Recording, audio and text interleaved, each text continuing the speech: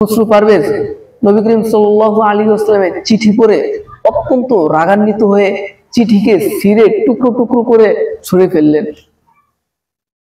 যখন নবী করিম সাল্লাল্লাহু আলাইহি ওয়াসাল্লামের কানে এই সংবাদ পৌঁছল, তখন রাসূল সাল্লাল্লাহু আলাইহি ওয়াসাল্লাম অত্যন্ত ব্যথিত হলেন। নাহমাদুহু ওয়া নুসাল্লি আলা রাসূলিহিল কারীম, আম্মা বা'দ, ফাআউযু বিল্লাহি মিনাশ শাইতানির রাজীম, বিসমিল্লাহির রাহমানির রাহিম, ওয়া মা আরসালনাকা ইল্লা রাহমাতাল লিল আলামিন। ওয়া ফি হাদিথিহি ফালাম্মা ক্বরাআহু মাযাকাহু فدعا رسول الله صلى الله عليه وسلم أن يمزقوا كل ممزق رواه البخاري في كتاب المغازي। রাসূল করিম সাল্লাল্লাহু আলাইহি ওয়াসাল্লাম হুদায়বিয়ার সন্ধির পর তিনি ইচ্ছা করলেন যে পৃথিবীর বিভিন্ন রাজা বাদশাদের কাছে ইসলামের দাওয়াত পৌঁছে দেওয়ার জন্য চিঠি প্রেরণ করা। এর জন্য তিনি একটি আংটি বানিয়ে সিলমোহর মেরে বিভিন্ন রাজা বাদশাদের কাছে চিঠি পাঠাতে শুরু করেন। তো তৎকালীন সময়ে আজ থেকে 1400 বছর আগে বিশ্বের প্রভাবশালী দুটি সাম্রাজ্য ছিল। একটি ছিল পারস্য সাম্রাজ্য, আরেকটি ছিল রোম সাম্রাজ্য। যখন তিনি পারস্য সাম্রাজ্যের খসরু পারভেজের কাছে ইসলামের দাওয়াত পৌঁছালেন, তখন খসরু পারভেজ নবী করিম সাল্লাল্লাহু আলাইহি ওয়াসাল্লামের চিঠি পড়ে অত্যন্ত রাগান্বিত হয়ে চিঠিকে ছিঁড়ে টুকরো টুকরো করে ছুঁড়ে ফেললেন। যখন নবী করিম সাল্লাল্লাহু আলাইহি ওয়াসাল্লামের কানে এই সংবাদ পৌঁছল, তখন রাসূল সাল্লাল্লাহু আলাইহি ওয়াসাল্লাম অত্যন্ত ব্যথিত হলেন। তিনি খসরু পারভেজের জন্য বদদোয়া করলেন। সহিহ বুখারী শরীফের কিতাবুল মাগাজির মধ্যে রয়েছে, ফাদাআ রাসূলুল্লাহ সাল্লাল্লাহু আলাইহি ওয়াসাল্লাম আইয়ুমাযাকু কুল্লা মুমাযাকিন, যে রাসূল সাল্লাল্লাহু আলাইহি ওয়াসাল্লাম পারস্যের বাদশার জন্য বদদোয়া করলেন, আল্লাহ তার সাম্রাজ্যকেও এভাবে টুকরো টুকরো করে ফেলবে। তো রাসূল সাল্লাল্লাহু আলাইহি ওয়াসাল্লামের এই বদদোয়া সাথে সাথেই লেগে গেল। খসরু পারভেজের স্ত্রী মৃত্যুবরণ করলো। তো খসরু পারভেজ দ্বিতীয় একটি বিবাহ করলো, একটি সুন্দরী নারী যার নাম ছিল শিরিন। তো তার এই দ্বিতীয় স্ত্রী এত সুন্দর ছিল যে খসরু পারভেজের ছেলে শিরওয়া তার স্ত্রীর প্রতি আকৃষ্ট হয়ে গেল, বাবার স্ত্রীর প্রতি ছেলে আকৃষ্ট হয়ে গেল। শিরওয়া বাবার স্ত্রীকে ভোগ করার জন্য নানান ষড়যন্ত্রে লিপ্ত ছিল। তো একদিন শিরওয়া রাজমহলের সৈন্যবাহিনীদেরকে নিয়ে তার বাবার উপর আক্রমণ করে বসলো।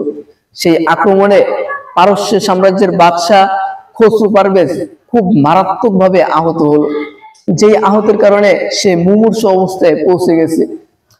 যখন শিরওয়া বুঝতে পারলো যে সে পৃথিবীতে বেশি দিন আর বাঁচবে না, এবং তিনি আগে থেকে জানতো যে তার ছেলে নারী লোভী, নারী আসক্ত, তাকে মেরে তার ছেলে তার স্ত্রীকে ভোগ করতে চায়, এই জন্য খসরু পারভেজ নিজের ছেলেকে উচিত শিক্ষা দেওয়ার জন্য তিনি সৈন্যবাহিনীদের সাহায্য নিয়ে ঔষধের ধনভাণ্ডারে গিয়ে একটি বিষের বোতল বের করলো। বিষের বোতল বের করে বিষের বোতলের উপরের কাগজটি তুলে সেখানে তিনি লিখে দিলেন, আদ-দাওয়াউল মুহাররিকুন নাফিউ লিল জিমাই। এর অর্থ হচ্ছে যৌন উত্তেজনার জন্য অত্যন্ত উপকারী একটি ওষুধ। এটি লিখে তিনি ওষুধের বোতলে লাগিয়ে দিলেন।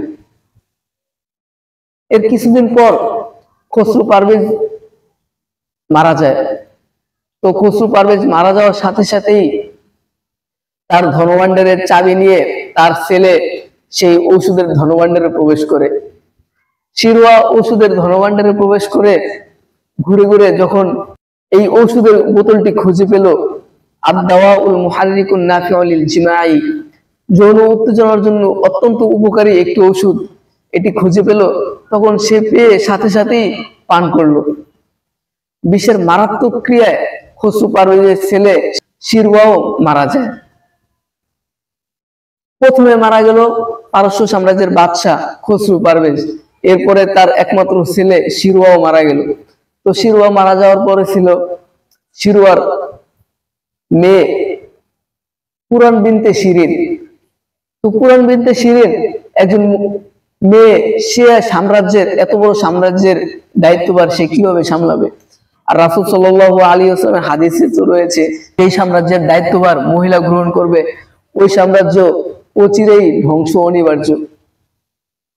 এরপর ইসলামের দ্বিতীয় খলিফা হযরত ওমর রাদিয়াল্লাহু তাআলা আনহু এর জামানায় হযরত সাদ ইবনে আবি ওয়াক্কাসের মাধ্যমে তাদের সাম্রাজ্যের একেবারে পতন ঘটে। তো আপনি সবসময় একটি কথা মাথায় রাখবেন যে ইসলাম নিয়ে যারাই বিদ্বেষ পোষণ করবে বা যারাই বিদ্বেষ পোষণ করেছে, যারাই শত্রুতা করেছে, ষড়যন্ত্রে লিপ্ত হয়েছে, তাদের পরিণাম কিন্তু অতীত অত্যন্ত ভয়াবহ হয়েছে এবং ভবিষ্যতেও তাদের পরিণতি অত্যন্ত জঘন্য হবে। আপনি ইসলামের উপকার করেন বা না করেন, আপনার দ্বারা অন্ততপক্ষে ইসলামের জন্য ক্ষতি না হয়ে যায়, এটা সব সময় মাথায় রাখতে হবে। আল্লাহ আমাদের সবাইকে কবুল করুন।